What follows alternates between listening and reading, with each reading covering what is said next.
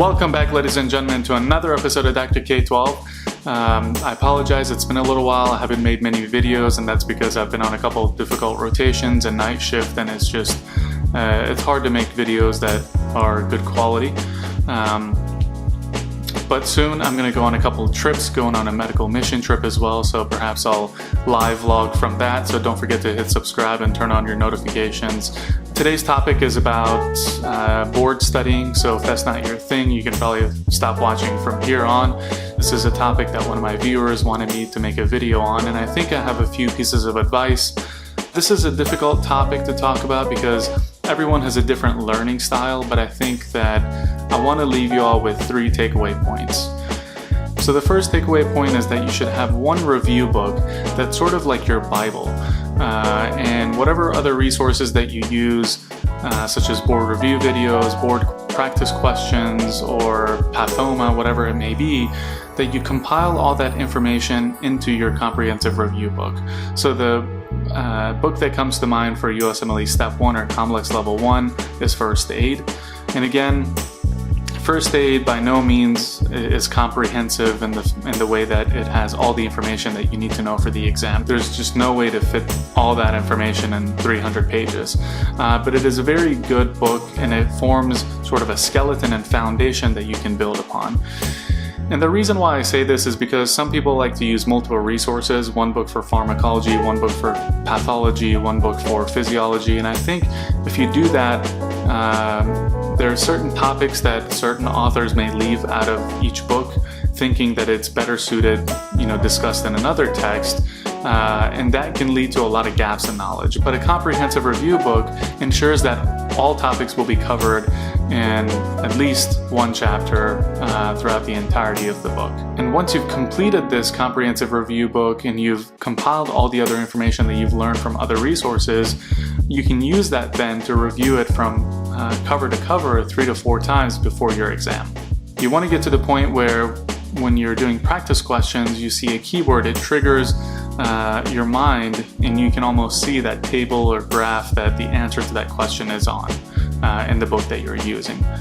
The second takeaway, and the most important takeaway, is that you have to do practice questions. And the more that you do, the better. And it's not that those practice questions may show up directly in the same way on your board exam, but it's what you learn from the explanations from the questions. Sometimes you even learn more from the explanations to the wrong answers than you do from the right answers. And most people like to do them in test mode, but I tend to do them in tutor mode. And the reason for that is when you read a question and you formulate an answer for that question based on your logic and your thought process, you've convinced yourself that that is the right answer. And if it's in fact the wrong answer, then you've sort of solidified that incorrect logic or thought process in your head. But if you do it in tutor mode and you see the right answer immediately, you can correct the wrong thought process or logic. And so you don't allow yourself to burn into your memory that incorrect logic and answer. The other benefit of using tutor mode is that you only have to read everything once. You read the question stem and the answer explanation once. If you do it in test mode, you have to come back, reread the question stem, and then read the answer to it, and that takes double the time. And I think that test mode is great if it's used for tracking of time and time management, but if you know that you can do 60 questions in 50 minutes, then there is no point in rushing yourself, and it's better to do it in tutor mode, slow down, learn, take notes in your review book that you can review later.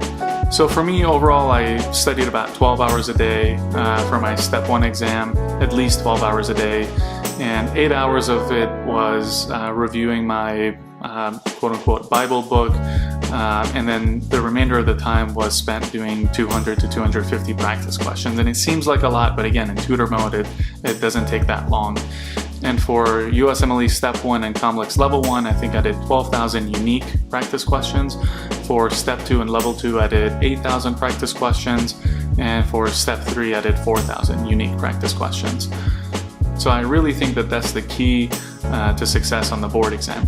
And the final takeaway point is about scheduling of your study calendar. Now, some people like to schedule their days hourly, and let's say from 9 a.m. to 10 a.m. do 40 questions, from 10 a.m. till noon read this section in this book. Now for me that doesn't work. I like to set a calendar and say, for example, on this day I complete this chapter from my book and I do X number of questions. And then the rest of it is really up to me and how I feel in terms of when I want to start my day, when I want to finish my day, how many breaks I want to take, how fast I want to go, so on and so forth. Because each chapter may be different, each topic may be different, it may require less energy, more energy, sometimes you're feeling under the weather, and if you go hourly and you fall behind by a few minutes, you become obsessed with the schedule rather than focusing on actually learning the material. This also allows some variation. For example, biochemistry is a difficult topic. It takes two to 3 days to go through that chapter, whereas you can follow it up with something like psychiatry, which in relation